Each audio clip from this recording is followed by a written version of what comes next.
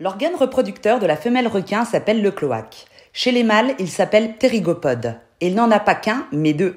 Eh oui, messieurs, vous avez bien entendu. Mais on se calme, ne soyez pas jaloux, car pour féconder une femelle, le mâle introduira dans son cloaque qu'un seul des deux ptérygopodes. Vous voilà rassurés ? Pour en savoir plus, le ptérygopode résulte de la mutation de la nageoire pelvienne en un tuyau articulé. L'acte de l'accouplement chez les requins comprend généralement le soulèvement de l'un des deux ptérygopodes pour permettre à l'autre d'entrer dans le siphon pour une liaison spécifique dans l'orifice de la femelle. Le ptérygopode est ensuite inséré dans le cloaque où il s'ouvre comme un parapluie pour ancrer sa position. Le siphon commence alors à se contracter pour expulser l'eau et le sperme. Chez les requins, on oublie les préliminaires ultra sensuels, car l'accouplement est très barbare.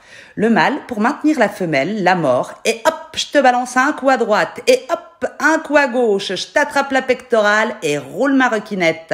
Mais heureusement, la nature étant bien faite, les femelles ont la peau 2 fois plus épaisse que les mâles, car souvent, ils lui laissent de profondes cicatrices, sans oublier que parfois les femelles meurent après l'accouplement.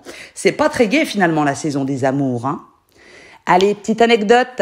Chez les mâles chimères, les ptérygopodes sont céphaliques, c'est-à-dire qu'ils se trouvent sur la tête, considérés comme facilitant la prise de la femelle pendant l'accouplement.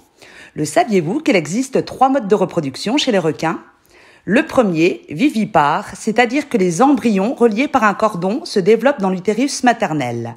Le deuxième, ovipare, c'est-à-dire que les femelles pondent des œufs directement dans l'eau, ce qui permet de s'accrocher à certains organismes marins ou de glisser dans des crevasses. Les petits seront nourris par leur sac vitalin. Le troisième, ovovivipare, c'est-à-dire qu'il n'y a pas de placenta, l'œuf, puis l'embryon se développe à l'intérieur des voies génitales et y éclot. Chez les requins, il existe des cas de cannibalisme intra-utérin. C'est les plus vigoureux qui vont manger les plus faibles. Alors, le saviez-vous ?